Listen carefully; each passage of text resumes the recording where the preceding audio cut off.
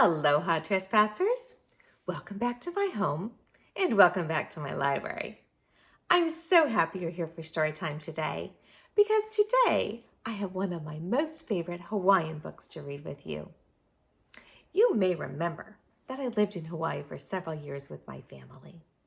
And while I was there, I came to love so many of the beautiful Hawaiian traditions.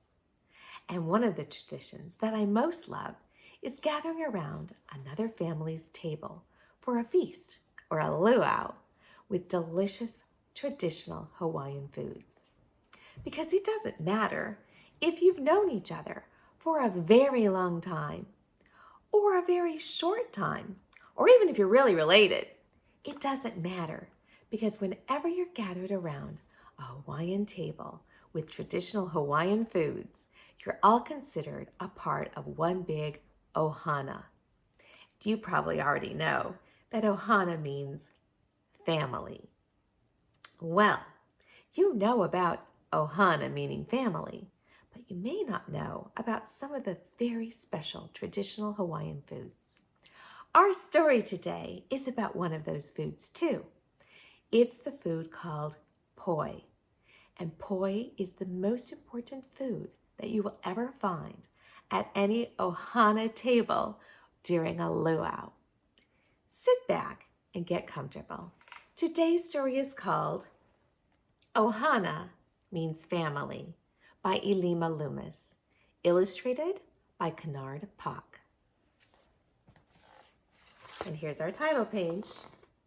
Ohana Means Family by Elima Loomis, illustrated by Kennard Pock.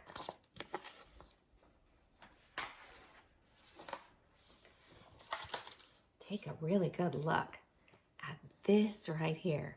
This is the poi, and this bowl is a special bowl called a calabash. This is the poi for our ohana's luau.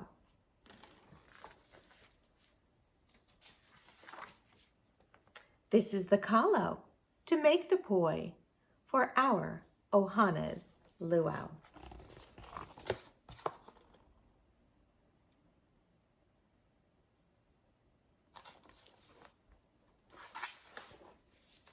This is the mud that grows the kalo to make the poi for our ohana's luau.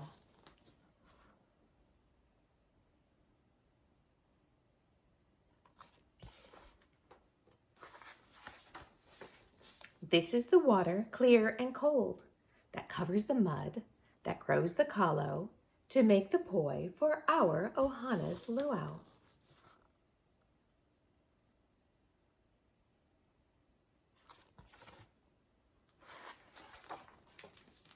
These are the hands, so wise and old, that reach through the water, clear and cold, into the mud to pick the kalo to make the poi for our ohana's luau.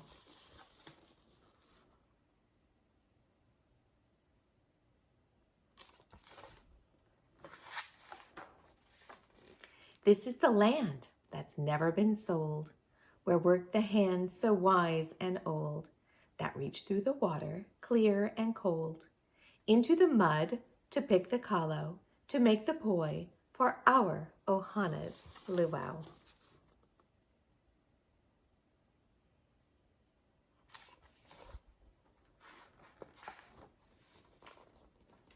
This is the stream of sunlit gold, flooding the land that's never been sold, where work the hands so wise and old, that reach through the water, clear and cold, into the mud to pick the kalo to make the poi for our ohana's luau.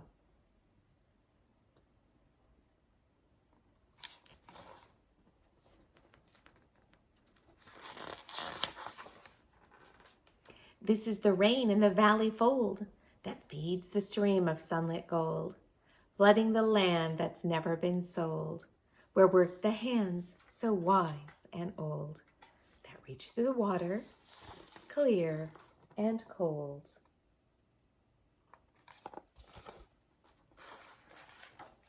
Into the mud to pick the kalo to make the poi for our Ohana's luau.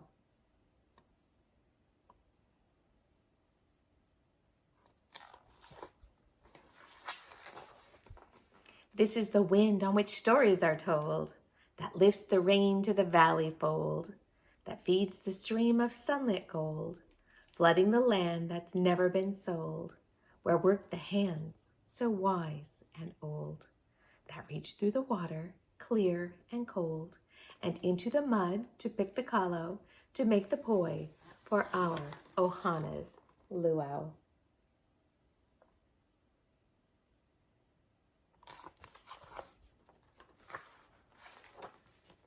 This is the sun, all bright and bold, that warms the wind on which stories are told, that lifts the rain to the valley fold, that feeds the stream of sunlit gold, flooding the land that's never been sold, where work the hands so wise and old, that reach through the water, clear and cold.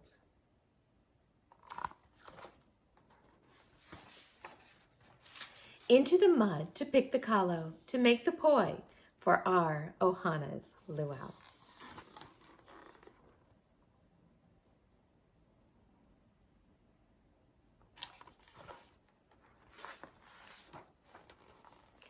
This is Ohana, the loved ones we hold, who give thanks for the sun, all bright and bold, that warms the wind on which stories are told, that lifts the rain to the valley fold, that feeds the stream of sunlit gold, flooding the land that's never been sold, where work the hands so wise and old, that reach through the water, clear and cold.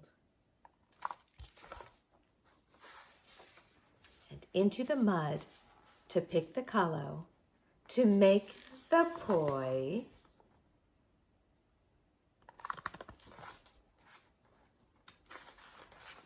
for our Ohana's luau.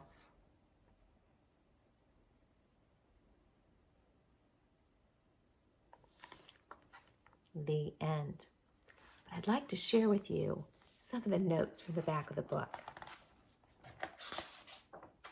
Let me just read a few of these notes.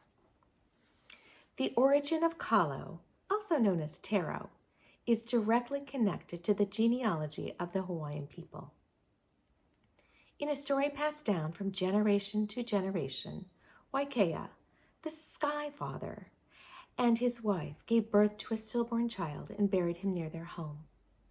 From their infant's earthen grave grew a kalo plant, which means quivering long stalk and leaf. Later, a second child was born, and he was named Haloa, and he became the first Kanaka, or Hawaiian. That is why Kalo is not just considered a plant, but honored as the elder brother of the human race. Hawaiians have cultivated Kalo for more than 1,000 years, and they continue to do so today, in both irrigated ponds, called lo'i kalo, and in gardens called mala'ai. Hawaiians grew more than 400 varieties of kalo, each having unique characteristics, tastes, and uses. Kalo is a highly nutritious food, and all parts of the plant are eaten, from the leaf to the stalk to the core, which is also called the root. The most common way of eating poi is pounded into a smooth paste. To make the poi, the corn or the root is steamed, and then it is pounded on a wooden board. When the poi becomes smooth, it's placed into a calabash dish and mixed with a small amount of water and maybe a little salt to become poi. Poi was the staple food of Hawaiians, and it is still cherished today. Ohana put their conflicts and their differences aside when poi is present, because it is considered disrespectful to quarrel in front of elders. Poi is often the first food given to babies, and no celebratory luau is complete without it. Well, let me just show you real quick that this part of the kalo, or the taro plant, right here, is the root or the corn. And that is pounded on this board right here until it is a flat and kind of purple color paste. And then it's put into that bowl that I showed you at the beginning of the story, called the calabash. There you go. And then it's put on a Hawaiian table to enjoy with your ohana. Now I actually have some poi here, right here. I got this from Hawaii. It came in the mail. And poi is actually the food that my children first started eating when they were babies because it is highly nutritious and easily digested. It's got a lot of fiber in it and some protein and some carbohydrates, and it is actually pretty delicious. I can just open this up for you and you can look inside and see it's kind of a purple paste.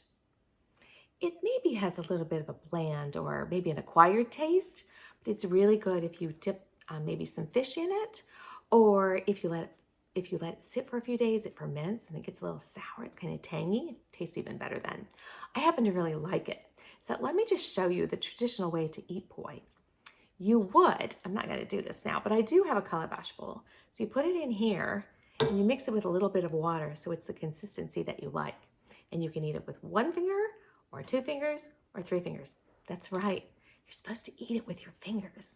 I'm just going to do a 1-finger dip, although real Hawaiians are going to use 3-finger dip because they want to get all that goodness. So stick your finger right here in the middle, scoop it out,